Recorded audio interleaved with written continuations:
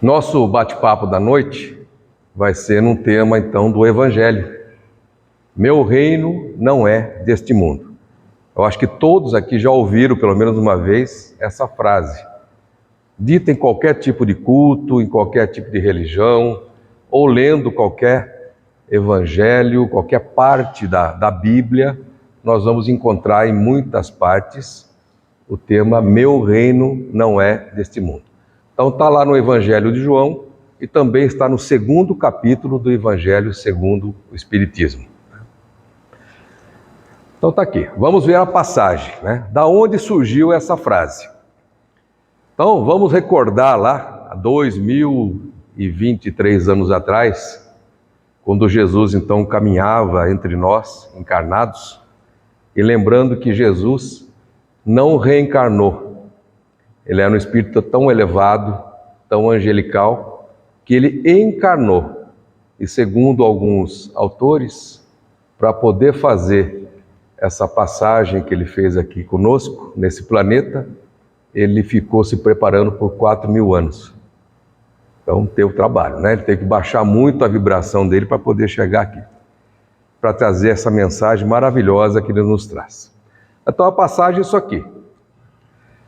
Voltando Pilatos, quem se lembra a história, né? Pôncio Pilatos, ele era um pretor, né? Ele ficava lá no pretório. Pretório, na verdade, é um tribunal, tá? É como se fosse o STJ da época lá.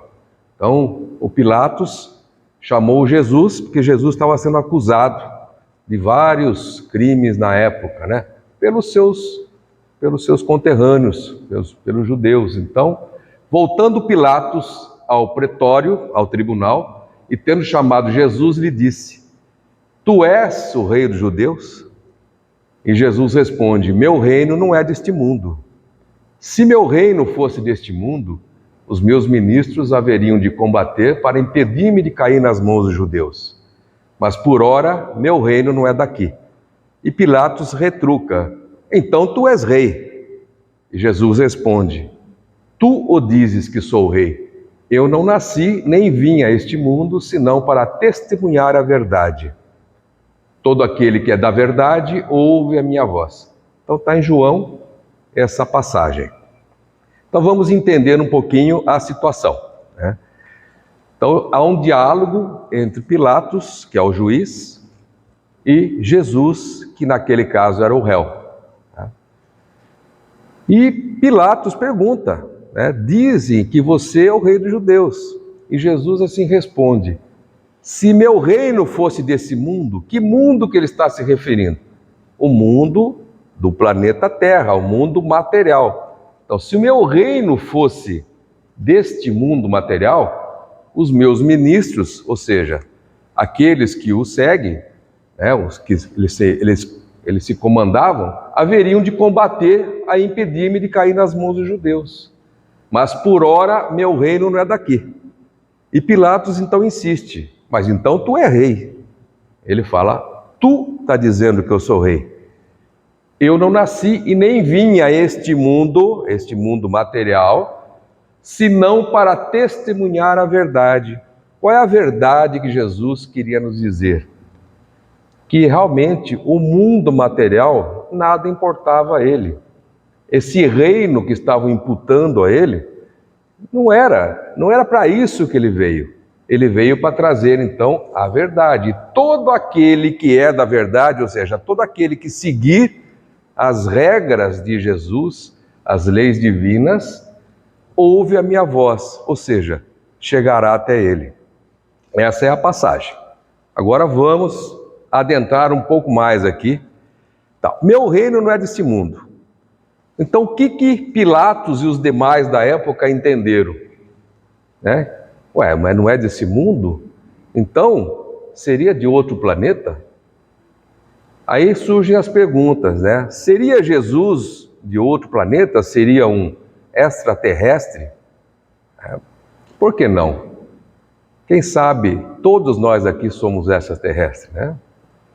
Lembra que Jesus também disse que o reino do Pai dele é feito de várias moradas?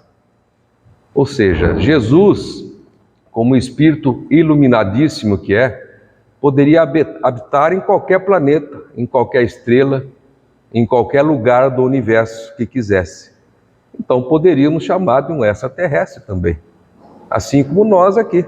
Nós não sabemos as nossas vidas passadas, em que planeta, em que situações nós habitamos. Tá? E onde seria o reino de Jesus? Ele disse que o reino dele não é deste mundo, mas onde seria? É o reino espiritual. Ele estava dizendo que o reino dele nada tem de material. Ele não veio aqui para ser rei material, rei imposto pelo sangue e pela família real. Não é isso. Ele está dizendo que o reino dele é o reino espiritual, é o reino do Pai, dos céus. Né? E se Jesus possui um reino, então ele é rei? Sim, podemos dizer que ele é rei. E nós vamos ver mais tarde por que nós podemos encará-lo como um rei. Então, concluindo, o reino de Jesus não está relacionado com a existência material e passageira que nós estamos aqui, e sim com a vida que é eterna. Que vida que é essa? A vida futura. Jesus veio falar da gente da vida futura. Os homens da época, eles só viviam para a vida presente. Achavam que tudo o que tinha que acontecer era naquela existência. Mas a culpa não era deles, eles não tinham maturidade para pensar diferente. Tá? E o que vamos entender de vida futura? A vida futura é exatamente aquela que vamos ter quando deixarmos esse mundo material, quando desencarnarmos. Então, se eu tenho uma vida futura, o que eu fizer hoje vai refletir depois do meu desencarne. Então, seu futuro é criado pelo que você faz hoje, não amanhã. Por isso que não podemos deixar para a próxima existência aquilo que devemos fazer agora. Então, todas as máximas de Jesus se voltam a esse grande princípio, que é a vida futura. Sem a vida futura, na verdade, a maior parte dos seus preceitos e ensinamentos de moral não teriam nenhuma razão de ser. Exemplo, se eu só vou ter essa passagem, essa existência, por que eu não vou? Por que eu vou ficar preso a regras, a leis, se eu só vou viver essa vida? Alguns vivem 80, outros 90, outros 100 anos, outros 60, não importa. Se é só essa existência, vamos aproveitar tudo que ela me oferece.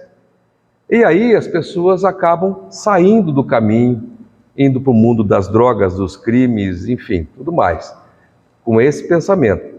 Se nós tivéssemos a certeza absoluta, a fé absoluta na vida futura, nós preservaríamos um pouco mais a nossa vida atual, a nossa passagem aqui.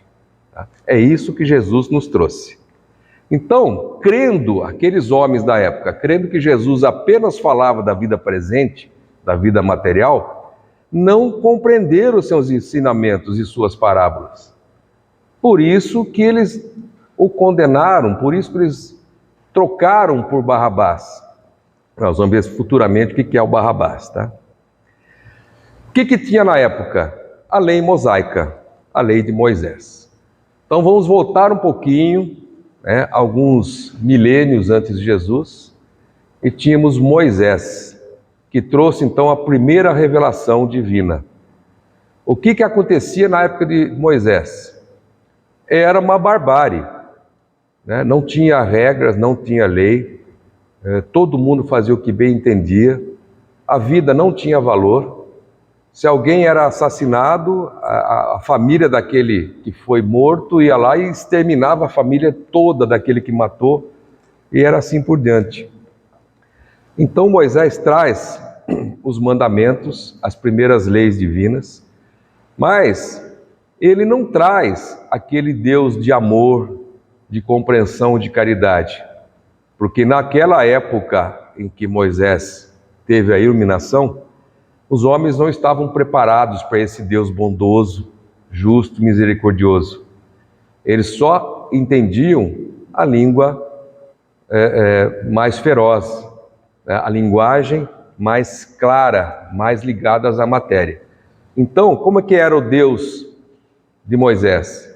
Era um Deus bravo, que punia, era um Deus que se vingava, era um Deus que cobrava e julgava, tá? Então Moisés não poderia dizer naquela época, naquele momento, a um povo de pastores ignorantes, ignorantes não é termo pejorativo, mas ignorante no sentido de que não ter conhecimento, tá? Que precisava ser tocado, antes de tudo, pelas coisas desse mundo. Então aquele povo só entendia as coisas materiais. Se ele trouxesse naquele momento um Deus de amor, como Jesus depois vai trazer, ele não conseguiria mudar a cabeça daqueles bárbaros, tá? Daqueles ignorantes. Tá? Então o Deus de Moisés era enérgico, punitivo e vingativo. Então nós vamos ver que os homens da época, tudo que acontecia de bom era um presente de Deus. Deus estava contente com o seu povo. Todas as desgraças que aconteciam, todas as catástrofes, eram um castigo de Deus. Era assim que aquele povo pensava. Tá? Nós estamos falando agora de anos e anos, né, antes de Jesus. Só para a gente entender o que Jesus representou, né? Então, como é que era a sociedade nos tempos de Jesus?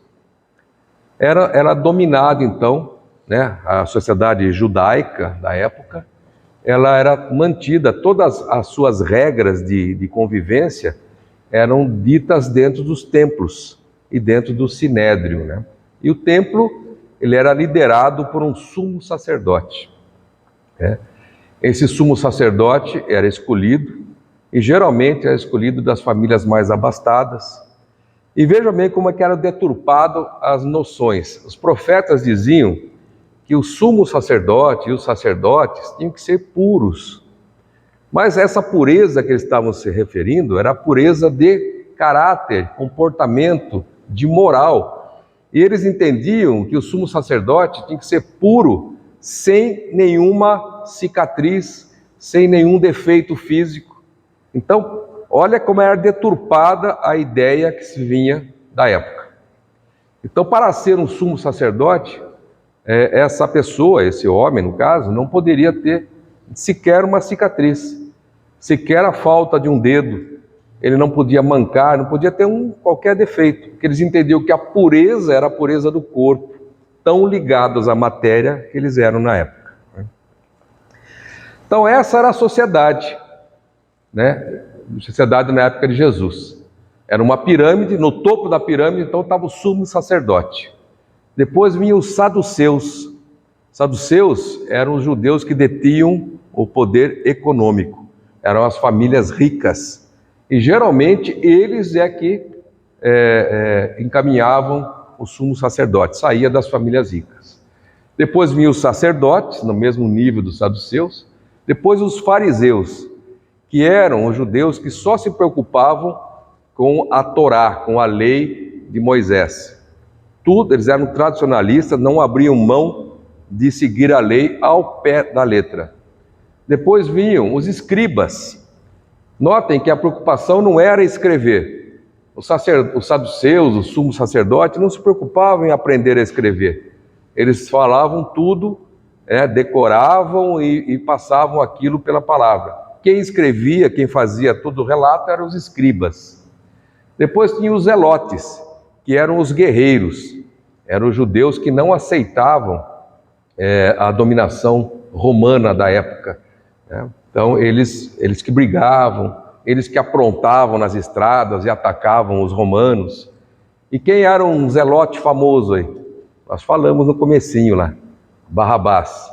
Barrabás foi preso, mas ele era um líder de uma turma ali que brigava contra os romanos, e ele foi preso num ataque lá, né?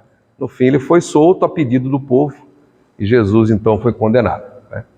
Depois tinha o povo propriamente dito. Depois, na base da pirâmide, tinham as mulheres, tá? Os enfermos e os chamados pecadores, tá? Então, as mulheres da época, elas não eram consideradas parte da sociedade. Eles eram tratadas como se fosse um objeto, tá?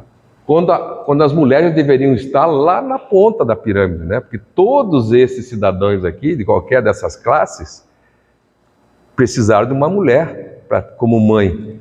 Eles não entendiam isso aí, né? Aí ela ficava no mesmo nível dos enfermos, os leprosos que andavam pela rua, né? E depois tinha os essênios, que viviam lá nas cavernas. Os essênios era a parte mais espiritualizada dos judeus. E eles não concordavam com esse comportamento, com essa pirâmide, então eles se afastaram e fizeram uma comunidade nas cavernas. Eles só vestiam branco, não comiam carne, tomavam 3 banhos por dia, tinham rituais de oração o tempo todo. E lá onde foi encontrado aquele manuscrito do Mar Morto, que foi a última das escritas da época de Cristo, foi encontrado em 1940, foram nessas cavernas onde os essênios habitavam. Então veja bem que a sociedade judaica na época de Jesus era muito dividida. Além de tudo isso, eles eram os escravos, porque eles estavam sendo dominados pelo Império Romano. Então, além de ser dividido entre eles, eles ainda tinham que ficar sob o jugo do Império Romano. E é nessa situação que Jesus vem, tá? Então, os judeus tinham ideias muito imprecisas, né, sobre a vida futura. Eles só viviam o presente, achavam que tudo aquilo que estava nas Escrituras, que os profetas tinham trazido, eles se referiam à vida presente, à vida material, tá?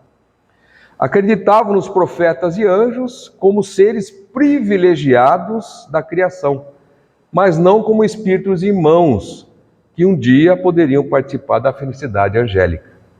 Segundo pensavam, a lei de Deus era recompensada pelos bens da terra, pela supremacia de sua nação no mundo, pelas vitórias sobre os seus inimigos. As calamidades públicas e as derrotas eram castigo pela sua desobediência. Então, olha o Deus deles, né? O Deus dele premiava quando eles cumpriam as leis na cabeça deles, e eles eram castigados, né, por calamidades, por derrotas na guerra, quando desobedeciam a lei. Era assim que se pensava na época. Aí vem a segunda revelação. A primeira foi Moisés, agora vem Jesus. E Jesus, então, ele traz uma nova visão sobre Deus. Ele traz a boa nova, traduzindo boa nova, evangelho, né? Ele traz o evangelho para a gente. Aí ele vai trazer um Deus totalmente diferente do Deus de Moisés. Ah, mas então tem 2 deuses? Não. Era a forma de passar a mensagem. Agora o povo um pouco mais maduro, um pouco mais preparado, poderia receber mais informações. Então Jesus traz um Deus de amor, um Deus de caridade, um Deus que traz a misericórdia acima de tudo, né? Então Jesus veio revelar que há um outro mundo, no qual a justiça de Deus segue seu curso. E esse mundo que ele promete àqueles que observam os mandamentos de Deus e no qual os bons encontrarão sua recompensa. Então Jesus nos mostra o Deus Pai. Então quando ele traz o Deus Pai, ele põe todos nós como irmãos, filhos do Pai, filho de Deus. Essa é a grande verdade que ele nos trouxe. Então é um Deus de amor e compaixão. Ele se limitou a colocar, de alguma forma, a vida futura como um princípio, como uma lei natural, a quem ninguém pode escapar. Alguém pode escapar da vida futura? Alguém pode escapar do desencarne? Tá? Então, o que ele nos pede é isso. Essa é a verdade que ele fala. Tá? Conhecereis a verdade e a verdade vos libertará. Quando nós tivermos consciência absoluta da vida futura, que a vida não termina nessa pequena existência, nossa maneira de agir mudará. Nós mudamos e mudamos a quem está ao redor e mudamos o mundo. Tá? Mas isso leva tempo. Né? Alguém poderia falar, pô, mas eu acho que nós não estamos evoluindo, né? O mundo está tão cheio de violência, de sexualidade, de drogas, mas o mundo está evoluindo. Né? Se nós pensássemos o que era uma barbárie antigamente, hoje a gente não aceita mais essa barbárie. Ninguém aceita mais um assassinato banal, ninguém aceita mais bater na mulher, que era uma coisa comum na época de Jesus, né? Então, nós estamos mudando. Ainda existem espíritos que trazem aqueles conceitos antigos? Sim, são esses que cometem essas barbáries, tal, que nos deixam chocados. Tá? Mas, no geral, nós estamos evoluindo. Lentamente, mas estamos. Tá? Fé absoluta e inabalável. Todo mundo acha que tem fé, né? E fé, como diz um autor aqui, é o único canal direto com Deus. Mas a fé não é simplesmente comparecer a um culto, comparecer a uma palestra espírita, comparecer a uma missa, rezar o terço em casa, ter um santinho lá de estimação. Isso é um início de fé. Mas a fé, o maior exemplo de fé que nós podemos ter, eram aqueles cristãos do começo da era cristã, que eram mortos nas arenas romanas. Você sabe como é que eles morriam? Rindo, tá? E orando. Por quê? Porque eles tinham certeza absoluta, fé inabalável na vida futura. Eles tinham fé e consciência perfeitas de que daqui a alguns instantes após o desencarne deles, eles estariam sendo acolhidos do outro lado. Então, é fácil ter essa fé? Claro que não. O palestrante também não tem, não pense que eu tenho, porque eu estou como vocês aqui, nós estamos na matéria. Mas essa é a fé que Jesus nos traz. Essa é a fé que Ele nos ensina a ter. Quando a maior parte do mundo, se não o mundo todo, tiver essa fé inabalável, não terá sentido mais ter o crime, o roubo, a vaidade, a inveja, o orgulho. Não terá sentido. Para que eu vou fazer tudo isso aí se daqui a pouco eu vou estar encontrando aquele meu adverso, aquele meu adversário, aquele que eu tenho inveja, aquele que eu fiz o mal, e vou ter que me entender com ele? É isso que é a vida futura. Então, se nós tivermos essa certeza, o mundo vai mudar. O mundo, então, está mudando lentamente, né, de provas e expiações para um mundo de regeneração. Tá? Então, algumas coisas estão acontecendo, fora meio do normal, atípicas, exatamente por essa mudança. Quanto tempo ela dura? Não sabemos, né? Vai durar o tempo que for necessário. Tá? Então está aqui. Todo cristão, olha que frase interessante, todo cristão, lembrando que cristão são todos aqueles que seguem a doutrina do Cristo, né? Independente da religião. Mesmo sem religião, mas que seguem a doutrina do Cristo, são cristãos. Todo cristão crê forçosamente na vida futura. Por que eu grifei aqui o forçosamente? Porque se alguém não acredita que a vida continua após a morte, ele não pode se dizer cristão, porque ele está completamente fora dos preceitos de Cristo. Cristo insistiu, trouxe essa mensagem e provou para a gente que existe uma vida futura. Se esse cristão, ou que se diz cristão, não crê na vida futura, ele já não é cristão. Ele já não segue os preceitos de Cristo. Tá? Mas a ideia que se faz dessa vida futura ainda é vaga e incompleta. E mesmo assim pode ser falsa e em muitos pontos. Para um grande número é apenas uma crença, sem nenhuma certeza decisiva. Daí as dúvidas e até mesmo a incredulidade, né? Então muitos falam da boca para fora, não, eu creio. Mas quando se aproxima uma situação, né, da perda de um ente querido ou de uma doença grave na família, a pessoa entra em parafuso, entra em desespero. Mas aonde está a nossa fé? Cadê a nossa fé? Cadê a nossa crença que tudo tem um propósito nessa existência, em todas as outras existências? Então, essa fé que ninguém tem a obrigação de tê-la agora, mas que será necessário para a gente chegar na angelitude, chegar na perfeição, chegar perto do Pai, né? Igual a Ele nós nunca seremos, mas perto do Pai é a nossa tendência, né?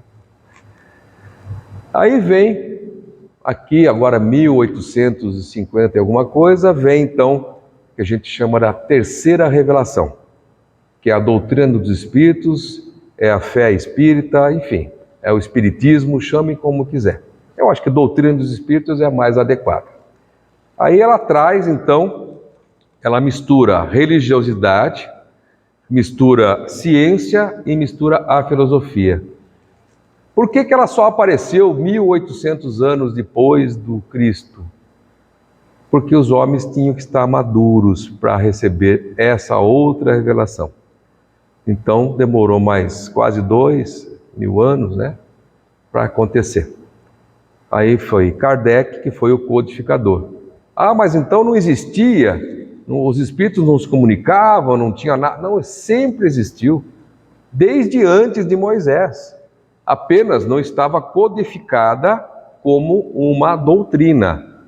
A codificação começou a partir de Kardec, então, e do Pentateuco, que são os 5 livros que eles nos deixou, né?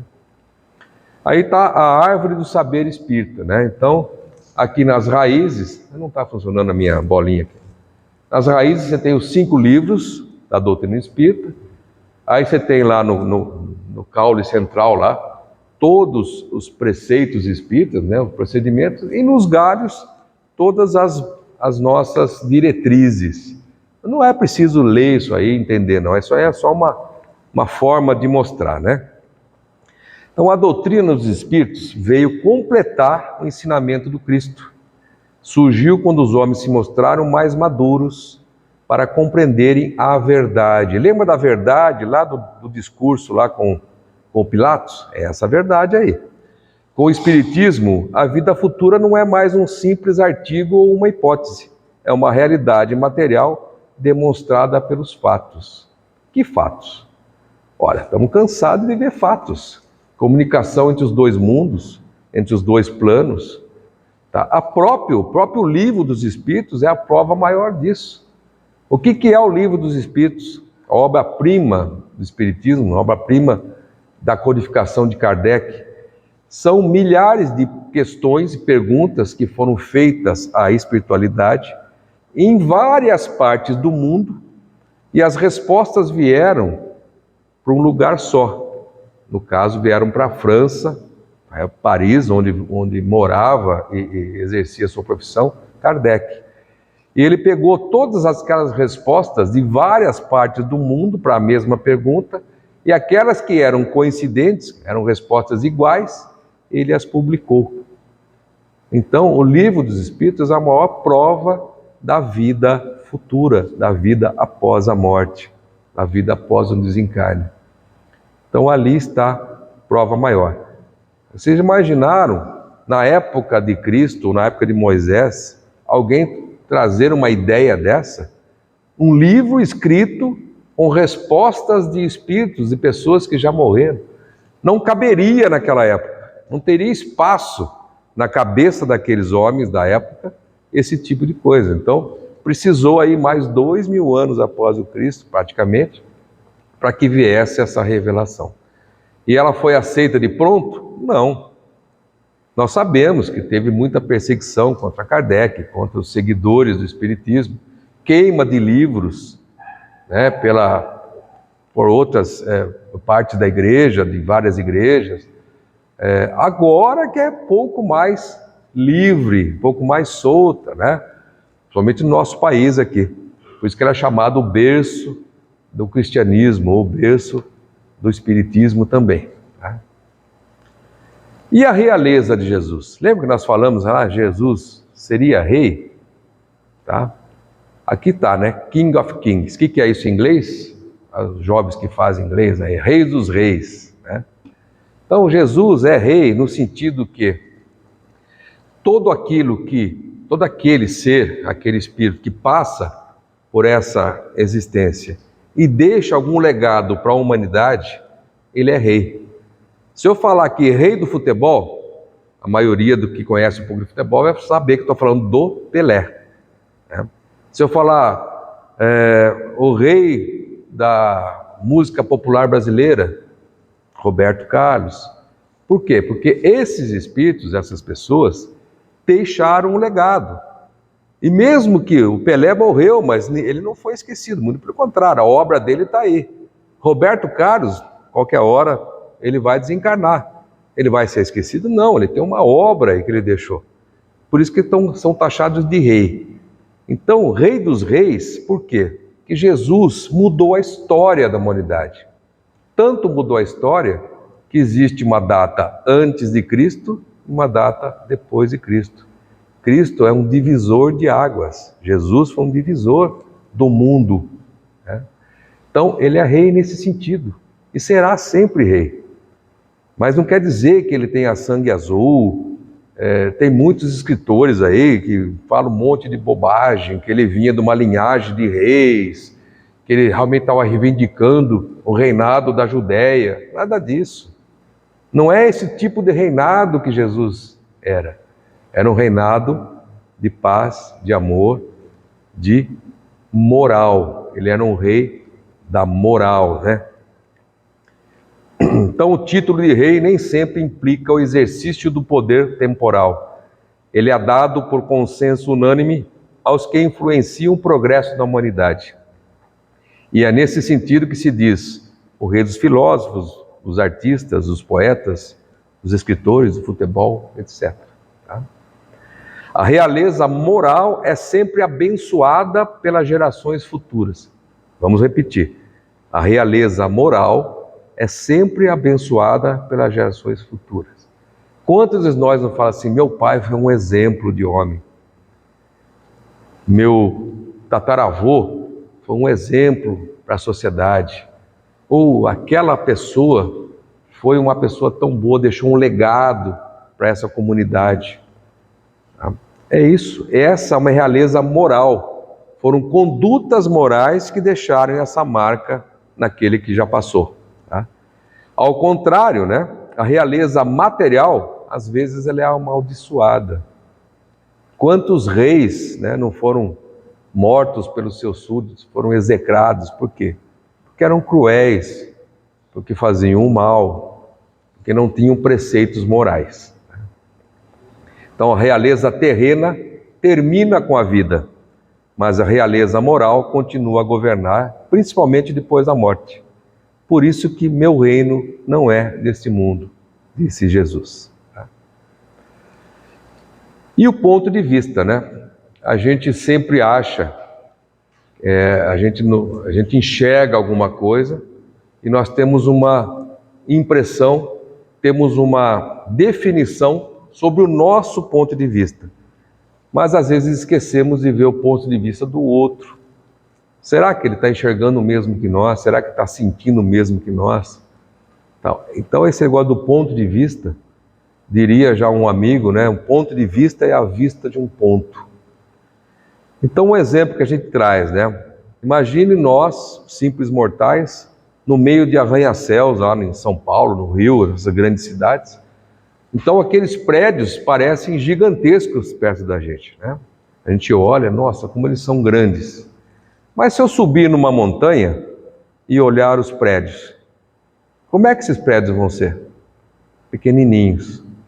Então, quanto mais alto nós tivermos, menos valor material nós vamos dar. Quanto mais alto na escala moral, menos valor material nós vamos ter.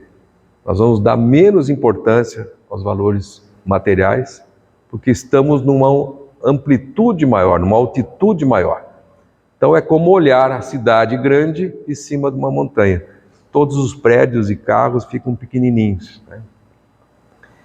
Então, pela simples dúvida quanto à vida futura, o homem concentra todos os seus pensamentos para a vida terrena. Incerto quanto ao futuro, dedica-se inteiramente ao presente, deixando de ver os bens mais preciosos do que o existem na terra. É assim que a importância atribuída aos bens terrenos está sempre na razão inversa da fé, que se tem na vida futura. Então vamos repetir. A importância atribuída aos bens terrenos está sempre na razão inversa da fé que se tem na vida futura. É outra maneira de falar. Quanto mais eu estiver elevado moralmente, quando eu falo eu estou falando de nós, né? Eu, o espírito que somos. Quanto mais os espíritos estiverem elevados na moral, na vida futura, menos apego e menos sofrimento na vida terrena. Porque o apego faz a gente sofrer. Ter aquilo que não podemos ter, seja por deficiência financeira, por saúde e tal, nos deixa muito magoados, deixa tristes, faz a gente sofrer. Quando você não tem mais apego àquilo, você não sofre por aquilo. É isso. Então, na visão da doutrina dos espíritos, nós temos que, para nós espíritas, ou que seguimos a doutrina dos espíritos, o importante não é ter uma crença, e sim ter uma boa conduta. Isso que é mais importante. A doutrina nos mostra que esta vida não passa de um simples elo no conjunto harmonioso e grandioso da obra do Criador. Ele revela a solidariedade que liga todas as existências de um mesmo ser. Todas as existências do mesmo ser. Ou seja, teremos muitas, né? Todos os seres de um mesmo mundo. Então, por exemplo, a população da Terra, do planeta Terra. E os seres de todos os mundos, de todo o universo. Uma razão de ser a fraternidade universal. É essa visão de conjunto que na época de Cristo os homens não puderam compreender. E por isso o seu conhecimento foi reservado para mais tarde, quase 1800 anos depois. Ok? E para finalizar, a gente vai trazer uma historinha chamada Reino de Ilusão. Essa é uma história real. Tá? Só um minutinho. É de uma rainha que viveu lá pelo 1200 a 1300, naquela época medieval. Ela era uma rainha muito bela e muito vaidosa. A vaidade extrema, ela está a um passo do orgulho. Então ela usava o seu orgulho, a sua vaidade e a sua crueldade, né? Essa falta de fraternidade, para se impor diante dos seus súditos, aqueles que realmente eram servos dela. Tá? Então, isso aí é uma figura, tá? Não era essa a cara da rainha, naquela época não tinha foto nem nada, né? Mas vamos supor que seja essa aí. E ela, como todos os encarnados, um dia desencarnou. E como rainha poderosa, ela achou que teria então uma recepção do outro lado da vida, com tapete vermelhos, candelabros, vinho de boa qualidade, os servos todos ajoelhados, e tudo aquilo que ela estava acostumada a impor. E, na verdade, nada disso aconteceu. Ela nem sequer pôde enxergar onde ela estava, porque ela estava numa região de trevas, não tinha luz. Tá? E ela permaneceu lá por muito tempo. Só em 1867, que ela fez esse comunicado através de uma sessão mediúnica. E ela diz o seguinte: ela já recomposta, ela entendeu as suas falhas, entendeu que tinha que se reabilitar, ela tinha que perdoar e, mais do que isso, ela tinha que reparar tudo aquilo que ela fez de mal. E ela viu lá pessoas que ela maltratou, pessoas que ela mandou matar, pessoas que ela separou da família, filhos que ela mandou para o exílio. Todas aquelas pessoas que ela prejudicou estavam acima dela. Acima, que eu digo, em nível moral acima delas. E ela então entendeu que ela precisava reparar. Então ela precisou de alguns séculos para que isso acontecesse. Aí ela deixou toda uma carta escrita. Lógico, eu só vou pôr aqui a conclusão, né, para não ficar muito longa. Mas ela termina assim: rainha eu fui entre os homens, rainha eu esperava entrar no reino dos céus. Que desilusão! Eu vi acima de mim, mas muito acima, homens que eu acreditava bem pequenos e que desprezava, pois não eram de sangue nobre. O orgulho me prendeu sobre a terra. O que eu levei comigo de minha realeza terrena? Nada, absolutamente nada. Tende piedade daqueles que não ganharam o reino dos céus. Ajudai-os com vossas preces, pois a prece aproxima o homem do Altíssimo. Então ela precisou de 400 anos para se reabilitar e ela hoje é uma trabalhadora da seara do Cristo, é uma trabalhadora bastante elevada, inclusive, ou seja, ela conseguiu reparar as suas falhas. Voltou aqui várias vezes, tal, não sabemos onde ela está, mas ela deixou essa mensagem muito importante, ok? E com isso, então, a gente agradece a paciência de todos e tenham todos uma boa noite. Nós vamos passar agora aos passes.